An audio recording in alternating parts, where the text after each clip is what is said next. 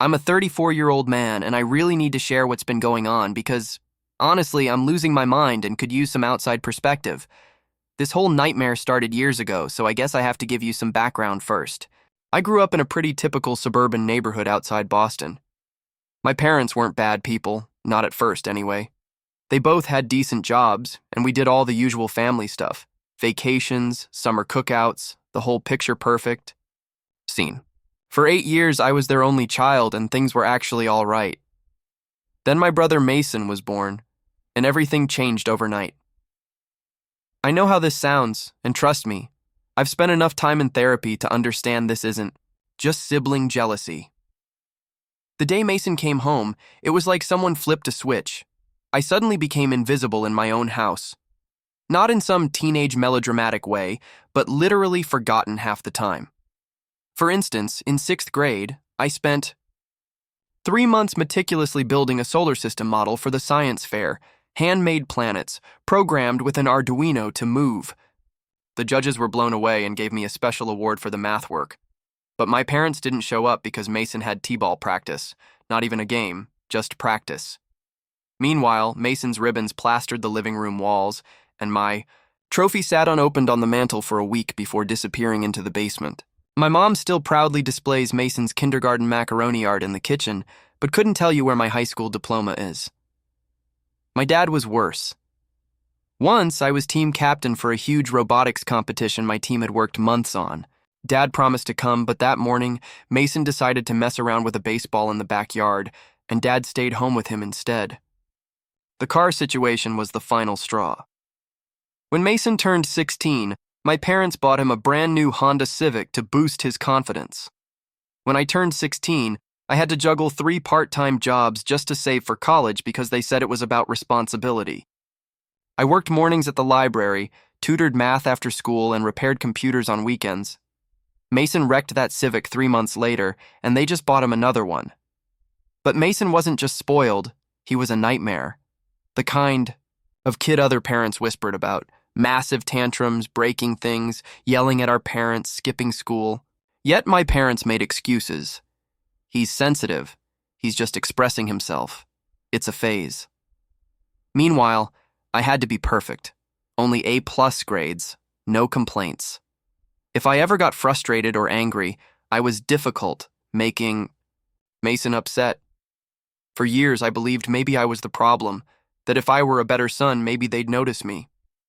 I chased their attention endlessly, but nothing worked. It wasn't until college that I saw how messed up it was, how other families celebrated their kids, how parents checked in regularly. The best part about college was the distance. I barely went home except for big holidays, and even then, I made excuses to leave early. Dad guilt-tripped me, saying Mason missed his big brother, but Mason never actually called or texted unless he needed money for some scheme. By junior year, I was excelling, publishing papers, getting recommended for a prestigious exchange program in South Korea, working on cutting-edge AI projects. My parents didn't even realize I was gone until I was halfway across the world. They were too busy dealing with Mason's latest disaster. Mason had been kicked out of his 3rd community college for skipping classes. Those 6 months in Seoul changed my life. No one knew me as Mason's ignored brother. I was just me. When my exchange ended, a startup offered me a full-time job, with an incredible salary and visa support. I accepted without hesitation. I graduated top of my class, had offers from major companies, and my parents skipped my graduation because Mason had a GameStop interview. At some point, I stopped caring. Moving to Seoul was the best decision I ever made.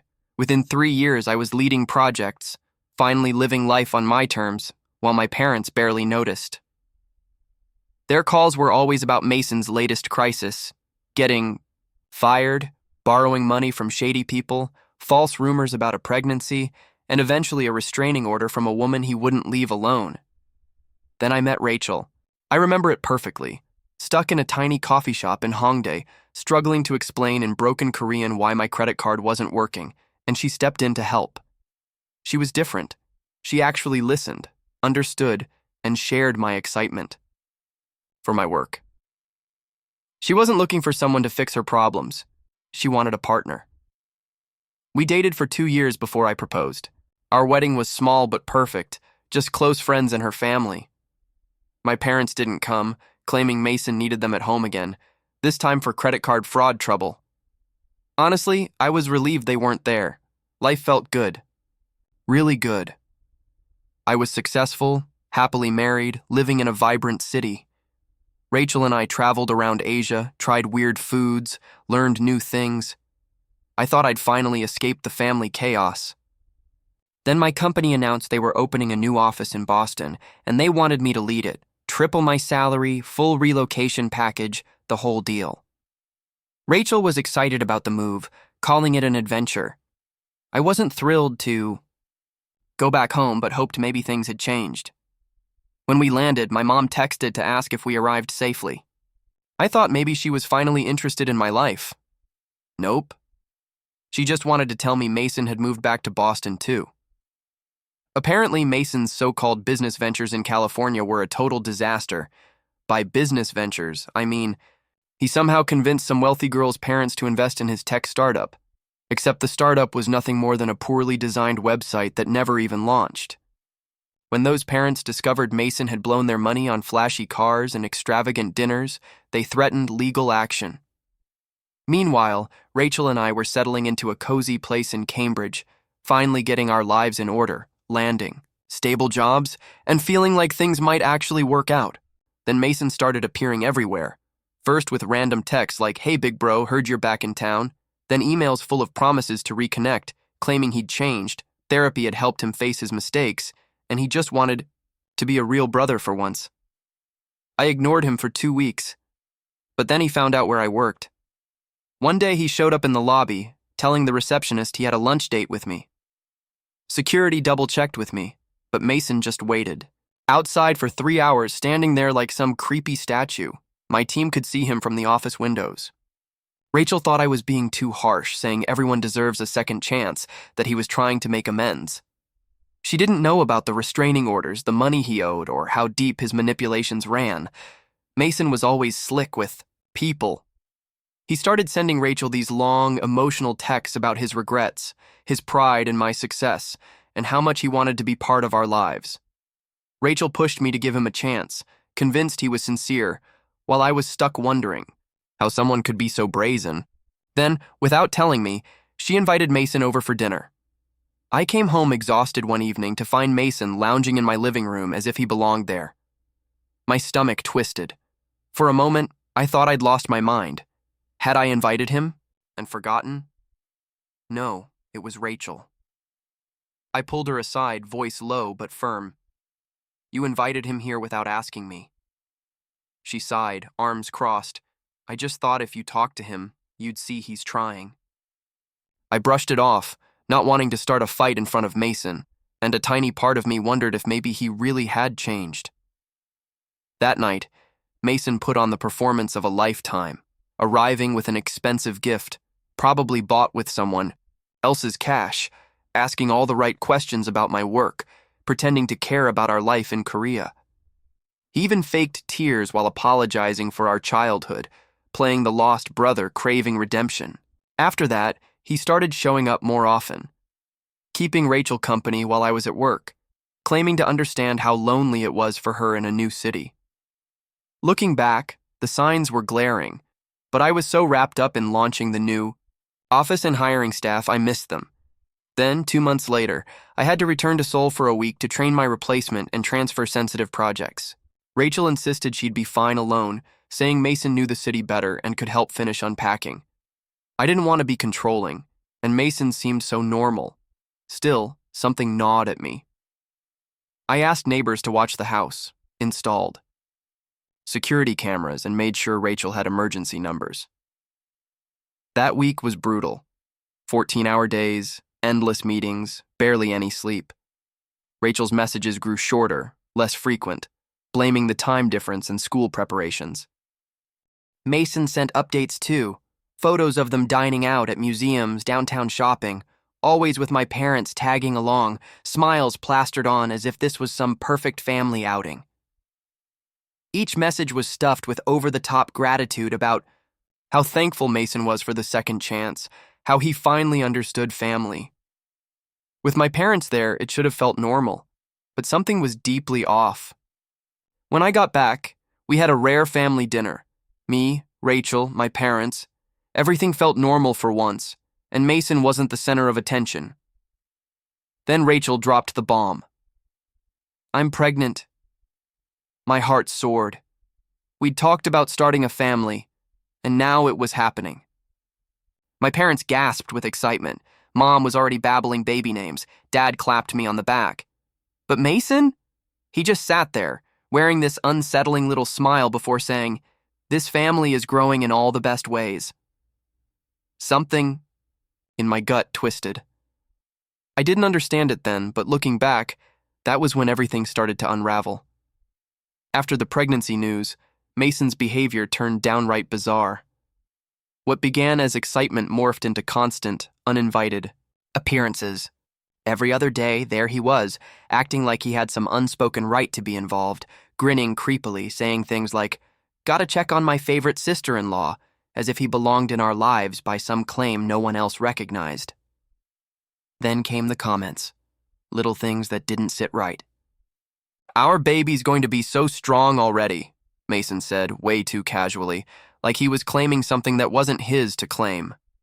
His words weren't just excited, they were possessive, like he wasn't just an uncle, but something more. At first I brushed it off as his usual annoying antics, but the small unsettling details began stacking up, impossible to ignore. I mentioned it to Rachel, expecting her to see what I saw, how Mason was way too involved. Instead, she sighed like I was exhausting her patience. "You're being paranoid," she said. "Mason's just happy for us." Happy for us, or happy for you? She rolled her eyes and brushed past me into the kitchen, snapping, "God, you always think the worst of people. He's trying to be better, and you're just looking for reasons to push him away." That should have been my warning sign, but I let it slide, hoping maybe I was just overthinking everything. Then one night I came home late, and the front door was unlocked. I was sure I had locked it, but I chalked it up to Rachel forgetting after taking out the trash. Still, it nagged at me, so I pulled up the security camera feed, only to be greeted by an error message. "Error with storage settings. Storage." The cameras hadn't recorded anything for a week. That froze me. I had set those cameras to back up automatically to the cloud, something I hadn't told a soul, not even Rachel. Then I noticed other strange things. Rachel always putting her phone face down, suddenly cutting calls when I entered the room. Mason somehow knowing what was in our fridge without ever asking. One sleepless night, I logged into the cloud storage and started watching. The first clip was Mason coming over just after I left for Seoul. Innocent enough.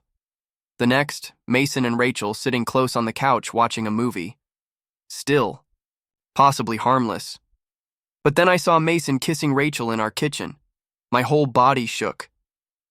The footage revealed Mason invading every day I was gone, inching closer and closer, Rachel letting him in late at night. It felt like all the air was sucked from the room. Every buried fear I had pushed aside was true. Mason hadn't just crossed boundaries. He'd bulldozed right through them, straight into my home, my marriage, my life. And Rachel? She welcomed him like it was nothing unusual. The worst part wasn't just the betrayal. It was how casual they were about it. They hung out in the kitchen, cooked meals, watched TV on our couch, Mason bringing groceries as if he lived there. One clip crushed me. Mason standing way too close, reaching out to touch Rachel's face, the kind of touch that speaks volumes. Rachel didn't pull away. She smiled at him like she used to smile at me. I spent that night watching a week's worth of footage, seeing them grow closer, Mason practically moving in while I was working myself to exhaustion in Seoul to build us a future.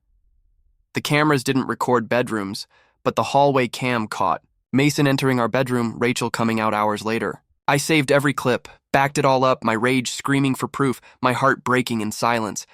I told myself maybe I was wrong, maybe there was an explanation. But deep down, I knew. My brother, my wife, in my house, in my bed, while I was grinding overseas for our future. The next morning, I called in sick. I couldn't sleep. I sat in my office staring blankly until Rachel woke up, cheerful as ever, talking about prenatal vitamins and doctor appointments, acting like nothing had happened. I didn't yell. I just opened my laptop and played the video of them in the kitchen, Mason's hands all over her. Her face went white. She started crying, stumbling over excuses, claiming it wasn't what it looked like, switching to the classic cheater's playbook. It just happened. We didn't mean for this. Mason gets her, she said, as if that made it all okay. I let out a bitter laugh. Mason, the guy who never held a job longer than 6 months, the professional scammer, is who gets her. Her lips trembled, but she didn't deny it. I shook my head, voice tight with fury. I gave her everything, a life, a future, sacrifice after sacrifice, and she threw it all away for him. Tears welled in her eyes, but I wasn't finished. I texted Mason, "We need to talk, now." He showed up, smug as ever, probably thinking I was still clueless, still playing the fool. That grin died the moment he saw the laptop with the footage playing, frame by frame, exposing every lie. His eyes flicked from screen to me, his body stiffened. Mason scrambled to spin a story. "It just happened, man. We didn't plan this." Rachel pleaded weakly. "Please understand, we didn't mean to hurt you." I laughed sharply, voice dripping with scorn. "You let my brother into our home, into our bed. You let him pretend to be me while I was gone. But yeah, tell me again. How you didn't mean it." Mason's voice dropped low, face twisting into something almost mocking. "Look, bro, you're always working, always focused on your career. Rachel was lonely. She needed someone there for her." Then, with the audacity of a con man, he added, "Maybe if you'd been a better husband, this wouldn't have happened." The moment he opened his mouth, my entire body tensed, frozen with the barely contained urge to hurl him through the nearest wall. "Is that how you justify this to yourself?" I snapped. "That this mess is somehow my fault? That you were forced into acting like a goddamn parasite?" Rachel broke down, sobbing uncontrollably. "Please," she choked out. "We need to think about the baby." I turned my head so sharply she flinched. "Whose baby is it?" Her expression crumbled like the realization had never even crossed her mind. "It's yours," she whispered. "I swear." I shot her a glare so icy it could have frozen fire. "Like you swore I was the only one? Like you swore Mason was just family?" She had no response because there wasn't one. And then Mason, desperate now, piped in, "Come on, man, we're family, we can fix this." That did it. Something inside me ruptured. I stepped in, closing the gap between us until we were nose to nose. "Let me make one thing perfectly clear, Mason. You are not my family. You're not my brother. You are nothing." He tried to speak, but I cut him off cold. "You crossed a line you can never come back from. And if that child isn't mine," I leaned in, voice venomous, "then you better run. Pack up your con artist dreams and vanish from this city. Because if I ever see you near me or this house or this potential child again, I'll make sure you regret it every waking moment of your worthless life." Mason froze, genuinely terrified for the first time in his life. Rachel whimpered something about reconciliation, reaching for my hands like I was her last hope. I pulled away so fast she almost collapsed. I wasn't lost. "Rachel, you were lost and you let him drag you straight into hell." "It was a mistake," she gasped. "A horrible mistake." Yeah, no kidding. Then, like clockwork, she played her next card. "Are you really going to punish our baby for this?" Her voice cracked, perfectly timed tears spilling down her face like she'd rehearsed it in a mirror. "Are you going to be that bitter father who ruins everything out of spite?" I shut that down immediately. "Don't even try to spin this. That baby needs at least one parent who isn't a liar and a manipulator." They kept talking, but I was done listening.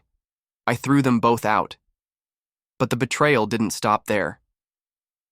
When I called my parents, hoping they'd finally see Mason for who he was, my mother's first words felt like a slap across the soul.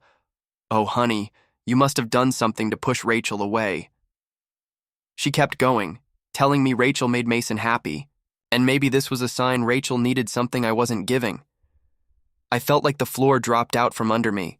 My dad chimed in too, preaching about how Mason had finally found his path and how I should be the bigger person and support them financially, as if I was supposed to bankroll my own betrayal. Then they started spreading lies to the extended family, saying I was emotionally abusive, that the security cameras I installed for home safety were signs of my paranoia, that Mason was just being a supportive brother. That's when I snapped again, but this time strategically. I called a divorce attorney, a good one. I handed over every shred of evidence I had, dates, videos, texts, financial records, and we filed. But my parents weren't done. A week later, they filed a lawsuit demanding I financially support Rachel and Mason during this difficult transition, $5,000 a month for his expenses, $3,000 for hers, and an outrageous $50,000 to fund Mason's next scam venture. What they didn't know was that I'd already been working behind the scenes, building a legal war machine. With my attorney's help, we tracked down Mason's past victims, dozens of them, through forums, social media, court filings. We helped them file a class action lawsuit. The timing was perfect. Just as Mason was pitching some fairy tale future to Rachel, his scams blew up in his face, and we dug deeper. Turns out Rachel had been helping Mason siphon money from our joint accounts. We froze everything, reported it as fraud, and when my parents smugly walked into court to demand their blood money, my lawyer dropped the hammer. We exposed Mason's fraud, showed how my parents enabled and helped cover it up, and the judge launched an investigation into their complicity. Rachel got torched too. Her role in Mason's scams destroyed her teaching career and triggered an ethics probe. Mason's empire crumbled overnight. His reputation? Ash. He tried fleeing to Florida, only to walk right into an undercover FBI sting while trying to run another scam. My parents had to sell their vacation home to bail him out, still claiming he was just misunderstood. Meanwhile, Rachel's life fell apart. The Department of Education launched a formal investigation, and angry parents began filing civil suits for the data she helped Mason steal. The final insult? My parents tried staging a church intervention for me, claiming I was mentally unstable. But my lawyer had already informed the church elders, many of whom had elderly relatives scammed by Mason. The whole event imploded, and my family became social pariahs. Through all of this, I waited for the paternity test. I was preparing for every outcome, ready to fight for full custody if needed. And then, the results came in. I was the father. I had to sit down when my lawyer told me. Life has a twisted sense of irony. But it wasn't over yet. The next day, Rachel and Mason, broke, desperate, audacious as ever, showed up at my door. They had the nerve to propose we co-parent as a modern family and even asked if they could move into my house. And they recorded it, thinking they'd use it in court. Except they forgot my security system records audio, so now I have crystal clear footage of them attempting extortion and confessing to even more schemes. It's like Christmas came. Early, my lawyer grinned. Mason's karma hit like a freight train. That Florida investor, FBI, Rachel, ruined. And my parents? Desperate and drowning in legal debt, they still beg me to be the bigger person. But I'm not bitter anymore. I'm done. I've got proof, custody leverage, and my future back. Let them burn in the ruins they built.